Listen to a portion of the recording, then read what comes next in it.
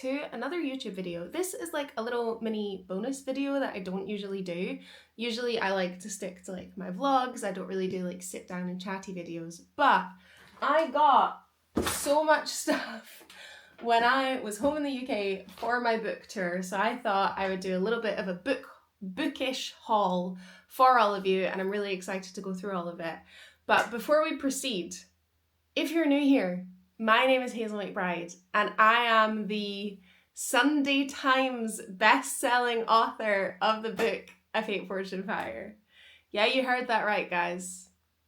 We made the Sunday Times bestseller list, and I got told today, literally a couple of hours ago prior to filming this, and I think I'm still a little bit in shock. I haven't cried. Like, I thought I would cry, but I haven't. If you have been following for a while, you will know about the pre-order debacle that we had. So Waterstone sent out 700 pre-orders a week early, so none of them counted towards the list. So we did have a bit of a meltdown last week in thinking, oh, we weren't going to make the list because we'd lost out on so many sales. I don't know the sales figures at the moment. I know we made it to number 8 on the list out of 15, which is incredible.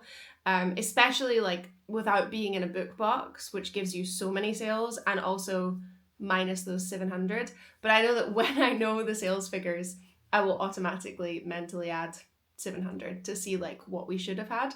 But I'm thrilled. I'm so excited, and it's one, it is a reflection of the hard work. Like, I've put a lot of hard work into like marketing this book, but it's also, it wouldn't have been possible without readers. Like, if you guys hadn't went out and got it and read it and talked about it on social media, this wouldn't have happened.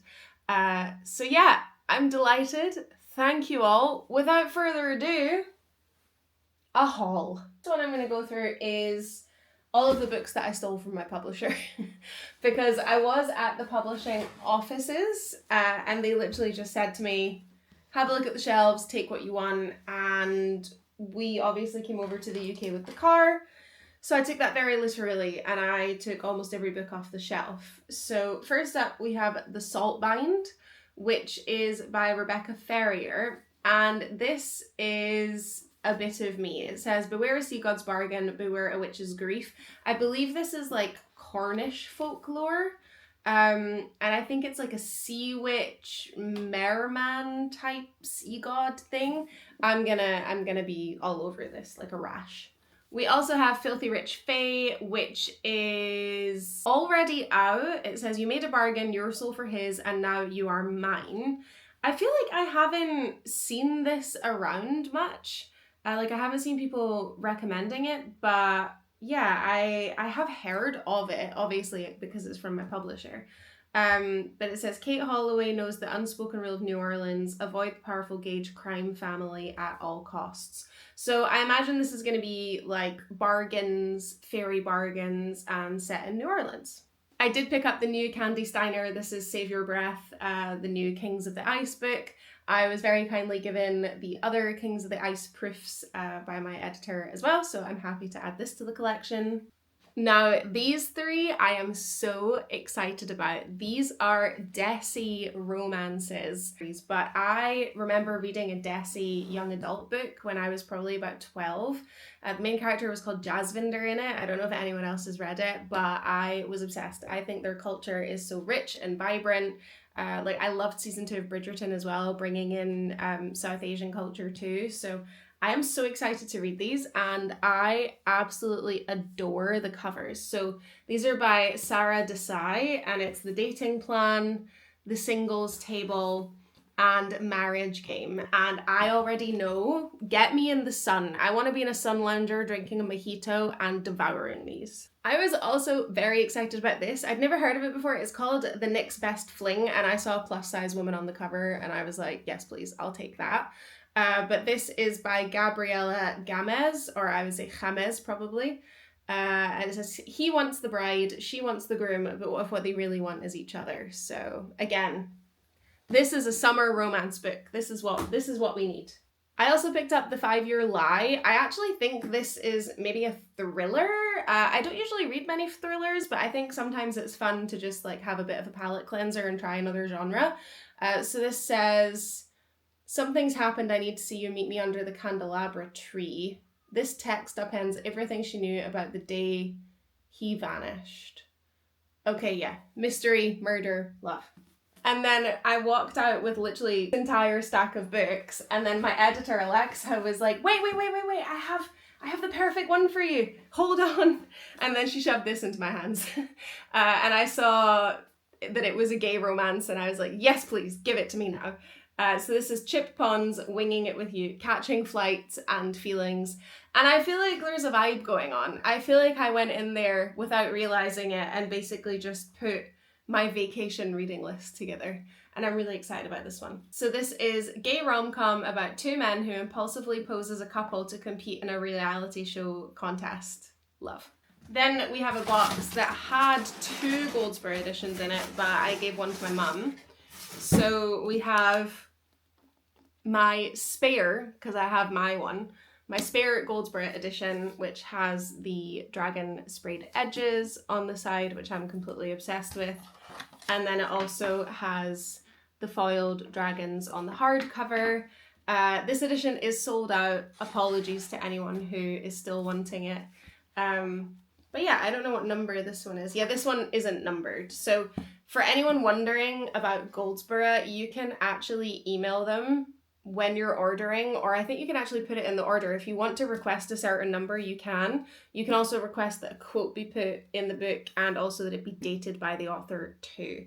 Because when I was signing, and that is going to be in a vlog that will go up at some point, it might already be on my channel, I think for probably about 30 of the books, there were people who'd requested a certain number because they buy a lot of Goldsboro editions and they always get the same number every time.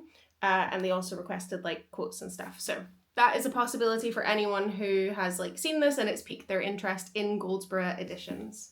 So this is actually a gift from my friend. I saw her in Dusseldorf yesterday, but it's like a little kinetic dragon. Like, look at him. Or her, I should say. I'm obsessed. I'm obsessed with this tail. And yeah, doesn't it just go so perfectly, like, with the book? I have the best friends, honestly, guys. And then said best friend also has developed a hyperfixation for binding fanfics. So she bound mine, which is delightful. So it's The One-Eyed Prince. It's a brick. And she's done such a fantastic job of it. I'm gonna display it with my other one. She even put like little gold end papers on it, and I, of course, am going to treasure this forever.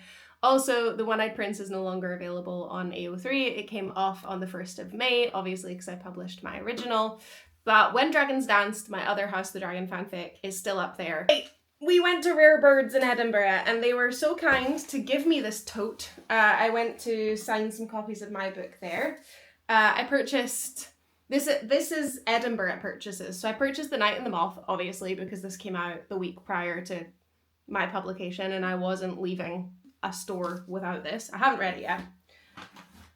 I also went into the works and I picked up the paperback of When the Moon Hatched because I don't have it in paperback, and obviously it's the works and I live in the Netherlands, so I saw a paperback for £6 and I was like, give it to me please. Again, this published so close to my own, and it was some money off in the works, and it also had the purple sprayed edges. I do find Emily Henry books a bit of a hit or a miss. Either I love them or I don't. I have high hopes for this one, and again, it'll go great in like my summer reading pile. So Great Big Beautiful Life. If you guys have read any of these books, please leave me a comment and let me know what you thought. And then the wonderful booksellers at Rare Birds gave me a proof copy of Spellbound, which I was like so excited about. It said every thread tells a story. Spellbound also has a Goldsboro edition. I saw it in the window when I was there. And I'm so excited to read this. And yeah, I can't believe that they literally were just like, have you read it yet? And I said no. And they were like, do you want one of the proofs? We've got one going spare. So thank you. And Spellbound is by Georgia Leighton. And then also in this bag is my copy of A Fate Forged in Fire. So they've wrapped it as they wrap all of their special editions just to preserve them. And this one is #1 because they always reserve #1 for the author. This Waterstones bag is from my last event at Waterstones Exeter, where I saw Paul eyeing up this new book by David Attenborough, and I bought it for him because I was like, you've driven me literally up and down the entire length of the UK, would you like a book? So I think he's going to enjoy that, and then I think I'll enjoy it too, because we're both big animal people. And the cover's gorgeous. I also nicked this. My publisher sent this to book lovers in Edinburgh. It's like a little display stand. I will be bringing this everywhere with me from now on. Yeah. And then I also purchased a new Jellycat, and I love him. Look, he's so cute. He's a little dragon. Look at the little wings. I'm so obsessed. He has any little stubby horns. So I also have my big purple lavender dragon, which my best friend got me for my birthday. And now I also have him. Is the Jellycat obsession starting now? I think it might be. Does this one have a name? Oh, I am original bashful dragon. Oh, he does look a bit bashful. Are we just going to call you Bash? Yeah, we'll call you Bash, like the character from Rain. Let's do that. Okay, last but not least, this isn't books, but this is like bookish merch. We went to Chatsworth House, which is Mr. Darcy's house in the 2005 Pride and Prejudice, if anyone doesn't know. And I was doing fine until we hit the Pride and Prejudice section. So I grabbed this little pouch. It says, "Obstinate Headstrong Girl." They had a lot of merch with this quote on it, and I was tempted to buy all of it, but I thought, this is good. I need something to like organize my pens and like miscellaneous author stuff, so that can be dedicated to that. Oh, Paul also picked this up in the gift shop. He finds the weirdest things. The Worst Case Scenario Survival Handbook. I don't know. He was reading it when we were there, so I actually think he's quite into it, but does he always have to pick like the books that are going to look the ugliest on my shelves? The answer is yes. I also got this jumper. It says Pemberley, Derbyshire, because obviously Mr. Darcy's house is Pemberley and Pemberley is Chatsworth House, and I liked this colour of green, so. I also got a grey t-shirt that says, "I declare there is no pleasure in life as something is reading," but it must have come out of the bag and like fallen into the boot of Paul's car because it's not here. And I hope I haven't lost it because I really like that. But I also got this. It's 3 of Jane Austen's books. Technically it's a plant pot. I don't think I'll use it as a plant pot. I think I will just use it as bookshelf or desk decoration. But you got Sense and Sensibility, Persuasion, and Pride and Prejudice, and I just thought it looked super cute. Okay, these last couple of things are not things that I purchased. I was given these very kindly on tour. I have a lot of cards. The first thing I got was my mum. She got me this wonderful book dragon, which again is going to be bookshelf decoration because I love it. It's completely perfect. You can also display it on that side, but I like this side the best because you can actually see the dragon. I got this gorgeous dragon bookmark from Sarah's Book Nook, who I've actually either followed or seen a lot on social media. So Sarah, thank you so much for that. That is going to go in my Obstinate Headstrong Girl purse so that I always have a bookmark handy. I also got given this Good Luck turtle charm, which, you know, I just think is so cute and so sweet, and thank you so much. Like, no one has to bring me anything ever, but that was a really nice touch.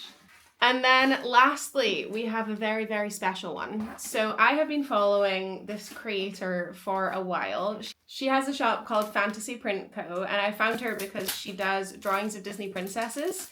And she did a Pocahontas one, who is my favorite Disney princess. And she said that she would bring me one of the prints, which is exactly what she did. So we have the wonderful Pocahontas drawing. Can you see that with Miko? And I think it is just absolutely gorgeous. I'll need to get this framed and get it on the wall. But then she surprised me because I was talking about how Kida from Atlantis was my bisexual awakening. So here is your not safe for work warning. 3, 2, 1. I hope this doesn't get me blocked from YouTube, but here's Kida. I opened this at the signing. Thankfully, she was the last one. That's probably why she waited until the end to get her book signed. But my jaw dropped and I was like, yes, please. And I have immediately commissioned her to do Ymira just like this. So watch this space for that. Then, as if she hadn't already surprised me with enough, because like these drawings take so much time, she surprised me with a drawing of Ymira. Now I need to straighten up the print in this frame. Surprised me with this. It's so intricate, it's like gonna be difficult for you guys to even see. But this is a scene from the book. This is where Emira emerges from the eternal fire. And it's just absolutely stunning. And I believe she's also going to make this available as a print on her shop. So if it's already available, I'll leave the link. So there you have it, guys. That is my haul from the UK. I have so much to tidy up now. But yeah, I'm so happy with what I picked up and what we managed to bring back. I had such a fantastic time on tour. There are still so many vlogs to come your way, so make sure you hit that subscribe button. Like this video if you want to see some more. It helps to like push the videos out to the algorithm, and I'm gonna go and celebrate the fact that we hit the bestseller list, or at least try to process that it's happened, because I still can't quite believe it. And once again, a massive thank you to all of you for championing on social media, for supporting, for reading, for everything. Thank you all. I love you all. Bye.